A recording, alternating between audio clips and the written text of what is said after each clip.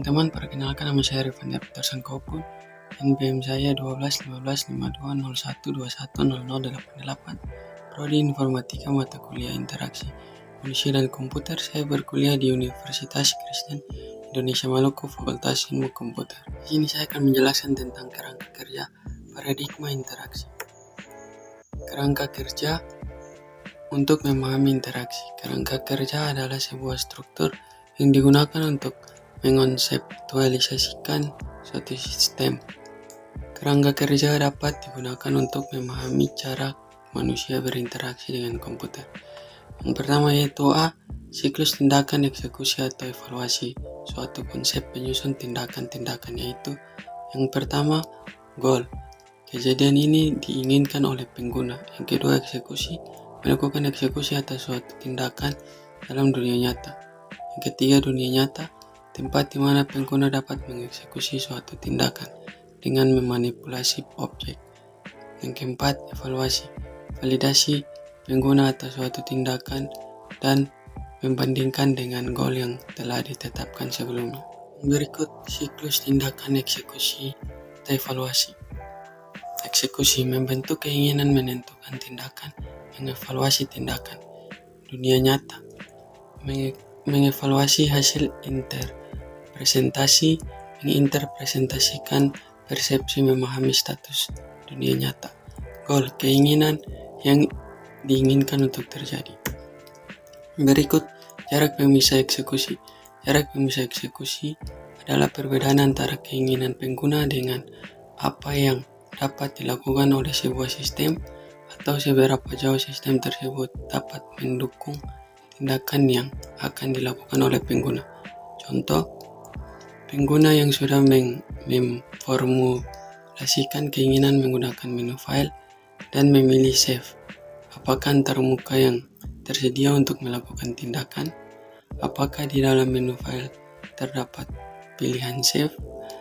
Jika tidak terdapat, maka terdapat jarak pemisah eksekusi antara keinginan pengguna dengan yang dapat dilakukan oleh sistem.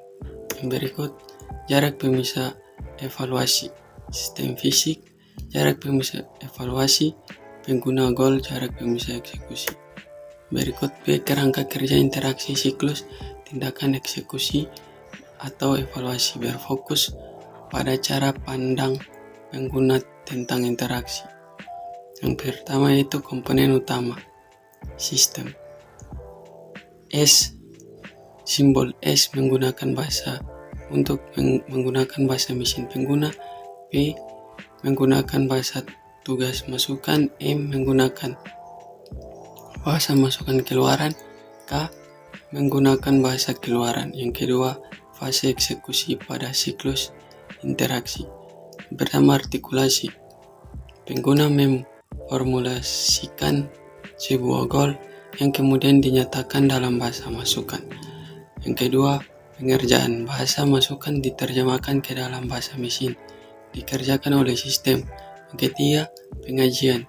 Sistem mengajikan hasil operasi yang menggunakan bahasa mesin, menggunakan bahasa keluaran. Berikut fase evaluasi pada siklus interaksi. Berisi langkah untuk observasi dan artikulasi. Pengguna mengartikan hasil yang muncul di layar dan mencocokkannya dengan goal semula dan mencocokkan dengan bahasa tugas pada atribut psikologis dengan bahasa masukan. Mengatasi kompleksitas jika perancang ingin membangun sistem yang sudah digunakan.